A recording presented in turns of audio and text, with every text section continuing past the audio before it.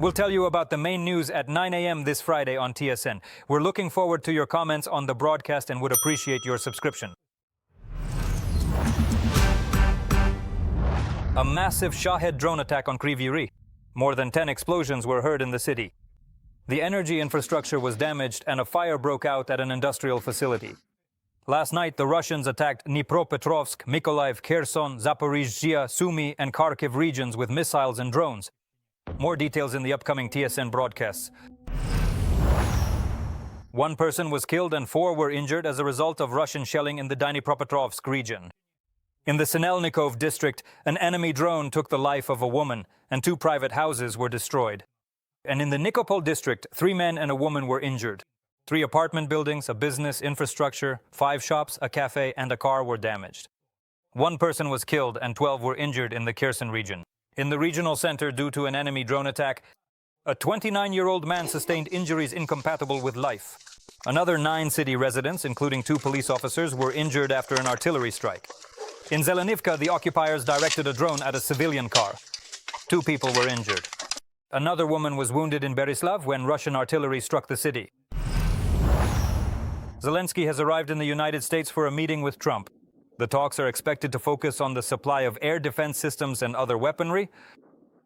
The transfer of long-range Tomahawk missiles to Ukraine is already being questioned by analysts after yesterday's conversation between the U.S. president and the Kremlin dictator. While Zelensky was flying to the United States, Trump had a phone conversation with Putin. As a result, it was reported that the conversation was productive, negotiations with Russia are being resumed, and government officials are expected to meet next week. According to Trump, the American delegation will be headed by Secretary of State Marco Rubio. And in just a week or 2, Trump intends to meet with Putin in person. Budapest was chosen as the location for the meeting. This choice has already been welcomed by Hungarian Prime Minister Viktor Orban, who is known for his sympathies toward the Kremlin leader. Volodymyr Zelensky also commented on the phone talks between Putin and Trump. I quote, "We can already see that Moscow is rushing to resume dialogue as soon as it hears about Tomahawks." The meeting between Trump and Zelensky is scheduled for 8 p.m. Kyiv time. The talks will take place in an informal setting and will be closed to the press. Good drones visited Russia and occupied Crimea last night. An oil depot is burning in the village of Gvardeyskoye on the peninsula. Locals are reporting explosions at an ammunition depot. Meanwhile, in Russia, flames are rising above an oil depot in the Samara region. Airports in Sochi and Adler have been closed. Another tragedy has occurred at one of the Ukrainian armed forces training centers. The day before, 2 ballistic missiles struck a training center of the ground forces located in the rear area of Ukraine. This was reported by the Operational Command South. They state that the personnel were alerted about the air raid, moved to shelters, but it was not possible to avoid casualties entirely. The wounded received the necessary medical assistance. The command promised that the servicemen were given the opportunity to contact their families. The military law enforcement service is conducting an internal investigation into this incident. A valuable lesson or an intensified Russian provocation? Unknown drones have altered the course of NATO exercises in Poland. A local publication reports on the incident that occurred during the annual training of Polish, Dutch, and American troops. When the soldiers began setting up camp at the abandoned airfield, vehicles with Belarusian license plates were spotted nearby. Soon after, unknown drones appeared over the camp. It was not possible to determine either their origin or their operators, so the course of the exercises was changed. And within a few hours, electronic warfare equipment was delivered from the Netherlands. The commander of the exercises called the incident a valuable lesson in conducting operations under conditions of electronic interference and threats from drones. I should note that the flights of unidentified drones suspected of having a Russian connection are becoming increasingly brazen. They have been spotted over both government institutions in Europe and military bases, and now also in the area of NATO exercises. 140 billion euros in interest-free loans to Ukraine funded by the frozen assets of the Russian Central Bank. This proposal was voiced by German Federal Chancellor Friedrich Merz during a government statement ahead of the European Union summit in Brussels. The funds are intended to be used for Ukraine's military equipment and to strengthen its defense capabilities in the war against Russian aggression. Merz emphasized that Kyiv will only begin to repay these loans once Russia pays reparations. In effect, these are Russian reparations to Ukraine in advance. The Chancellor acknowledged that the issue is not a simple one and that it will be discussed by EU leaders at the summit on October 22nd to 23rd in Brussels. Merz also emphasized the need to continue putting pressure on the Kremlin to force Putin to negotiate for peace, and called on partners to act quickly and in a coordinated manner. Only strength can preserve peace, the German Chancellor noted. We want to make more effective use of the frozen assets of the Russian Central Bank and provide Ukraine with an additional approximately 140 billion euros in the form of interest-free loans. These funds are to be directed towards the purchase of military equipment. If these funds are dispersed in tranches, they will ensure Ukraine's military resilience for several years if necessary. We are doing this not to prolong the war, but to end it as quickly as possible. The issue of the city's security is considered a priority. The head of the newly established Odessa City Military Administration, Serhiy Lysak, held a briefing the day before. He stated that in his new position, he will focus on security issues, the protection of the city's energy infrastructure, preparations for winter, and addressing the shortcomings that led to the tragic consequences of the recent flood in Odessa.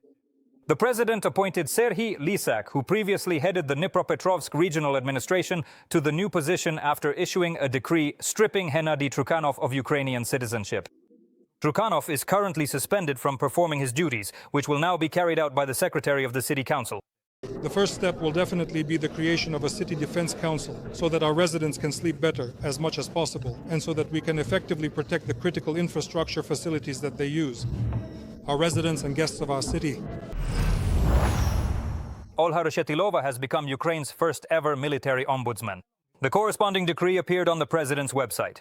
In a previous decree, the head of state dismissed her from the position of Commissioner for the Protection of the Rights of Servicemen and their families. Now, Reshetilova will be responsible for resolving problematic issues related to military service and reviewing complaints. The new ombudswoman can also initiate inspections and develop solutions. The official sees her primary tasks as establishing the Office of the Military Ombudsman, a decree to launch which was signed by Zelensky back on September 19th. You're watching TSN. To stay up to date with the main news, subscribe to our YouTube channel and turn on notifications. And now I continue with the news. A brutal murder of a 3-year-old boy is being investigated in Kharkiv. His stepmother is suspected of the crime. According to the investigation, the boy's mother died last year and he lived with his father's new wife, and her daughter. The 40-year-old woman was left alone with the boy while his father was at work. On the day of the tragedy, neighbors heard screams, shouting, and loud blows. Later, the woman called an ambulance and told the medics that the child had supposedly fallen in the bathroom. The unconscious boy was taken to the hospital. Despite all the doctor's efforts, he died a few days later without regaining consciousness. A forensic medical examination confirmed that death was caused by a severe traumatic brain injury. Such an injury could not have been caused by a fall. The court has already taken the woman into custody without the right to bail. She faces up to 10 years in prison.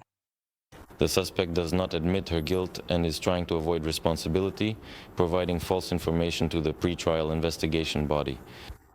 As for her identity, she herself answered affirmatively to my question during the court hearing whether she uses psychotropic substances or narcotics, to which she stated that she had used them, but at present has stopped. However, this fact is also under investigation.